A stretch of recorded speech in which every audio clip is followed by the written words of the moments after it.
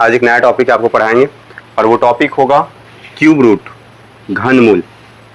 Cube root सीखने के लिए कम से कम आपको 1 से लेकर के 10 तक क्यूब ध्यान में रखना होगा, यानी कि याद रखना होगा। अब करना क्या होता है, जैसे एक का क्यूब होता है एक, ये जो है इकाई अंक है। सामान्यतः आपको जो यूज पड़ेगा क्यूब रूट निकालने के लिए, उसका क्यूब और उसका इकाई अंक दोनों का यूज होगा। ठीक है, तो देखिए 2 का क्यूब करेंगे तो 8, 3 का क्यूब करेंगे तो 27, इकाई अंक इसका 7, 4 का क्यूब 64, इकाई अंक 4। अगर इकाई अंक किसी को नहीं पता है तो बता देते, यही इकाई अंक कहलाता है। ठीक है, 5 का क्यूब करेंगे तो 125, ये पहला वाला ही इकाई अंक कहला जाता है। 6 का क्यूब 216, ये इकाई अंक 6 हो जाएगा। ऐसे करके हम इकाई अंक लिखे हुए हैं। ठीक है, अब क्या करते हैं हम, पूरा कंसेप्ट जो होता है वो भाग वाला यूज करते हैं। खैर, भाग वाला क्या यूज करते नहीं करते बाद में बता दिया जाएगा आपको। देखिए यहाँ पे जैसे हम पूछ दिए आपसे कि 3375 का क्यूब बताइए, क्यूब रूट बताइए। कितना का क्यूब रूट? 3375 का। तो एक लाइन में आप बता सकते हैं। और वो कैसे बता सकते हैं, इस बात को ध्यान रखिएगा। आपको पता है कि सर 5 है लास्ट में, तो 5 किसके लास्ट में है? देखिए इकाई अंक किसका 5 होता है? 5 का। किसका होता है? 5 का। हम लिख देंगे सर जी 5। कोई दिक्कत है?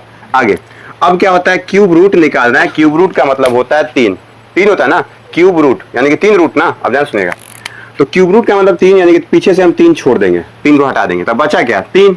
अब 3 देखिए, 1 और 8 यहाँ पे आ रहा है क्या कि 3? बात समझिएगा, मतलब कि 3 यहाँ पे आ जाएगा क्या? 1 और 8 के बीच में 3 आता है ना, तो इसके ऊपर वाला ले लेंगे तो 1, यानी कि ये 15 का क्यूब हो जाएगा। कोई दिक्कत है? अरे भाग वाला रूल सेम है कि या तो आप बराबर ले लेंगे या ज्यादा नहीं जाएंगे कम जाएंगे। ठीक है, अब आगे चलते हैं। यहाँ पे देखिए 6 है लास्ट में, तो 6 है तो कौन सा पकड़ेंगे? 6 किसके लास्ट में होता है? 6 के लास्ट में होता है, तो हम लिख देंगे 6। अब 3 है तो 3 हटा देंगे, क्यूब रूट है तो 3 हटा देंगे। अब बच गया आपका 17। क्या बच गया? 17। तो 17 कहाँ पे आ जाएगा जी? 8 और 27 के बीच में 17 आ जाएगा क्या? अब बात समझिएगा, जब यहाँ पे 17 आ गया तो ऊपर वाला लेते हैं, तो क्या ले लेंगे? 2। तो 2 ले लेंगे, यानी कि 26 का क्यूब है सर जी। अब आगे चलते हैं, ये हो गया 26 का क्यूब। अब आगे चलिएगा तो ये वाला देखिए 15625। कितना है जी? 15625। तो सर 5 जो आता है इकाई अंक, वो 5 के अंत में आता है, यानी कि यहाँ पे हो जाएगा 5। ठीक है, उसके बाद सर ये 3 को हटा दिए, अब बचा 15। तो 15 सर कहाँ आता है? देखिए 15 8 और 27 के बीच में आता है क्या? 15। अब 15 इसके बीच में आता है तो इसके ऊपर वाला ले लेंगे, तो क्या हो जाएगा? 2, यानी इसका भी सर जी आंसर आ गया 25। अब आगे चलते हैं, जब आगे चलिएगा तो है 5832। हालांकि याद होता है बच्चों को, लेकिन हम इसको भी बता देते हैं। होता है क्या है कि देखेंगे कि किसका इकाई अंक 2 है, तो 2 किसका इकाई अंक है जी? 2 यहाँ पे है। किसका है? 8 का, तो लिख देंगे 8 यहाँ पे। अब आगे चलते हैं, 3 क्यूब रूट निकालना है तो 3 छोड़ दिए। अब देखेंगे 5 कहाँ पे आएगा, तो देखिए 5 यहाँ पे आ रहा है, तो 5 जब यहाँ पे आएगा, ये 3 को मिटा देते हैं हम, बात समझिएगा। जब 5 यहाँ पे आ रहा है तो 5 से ऊपर कौन सा हो जाएगा? 1 ना, यानी कि 18 का क्यूब हो जाएगा। कोई दिक्कत है? अब देखिए ये कितना है, ये वाला आप अपने से बना करके कमेंट बॉक्स में डाल दीजिएगा। ठीक है, अब इसको देखते हैं हम, इसको देखते हैं, तो इसको थोड़ा सीख लेते हैं कि क्या है नहीं है। अब क्या है, हमको पता है कि सर इकाई अंक में कितना है? इकाई अंक में कितना है जी? 4 है।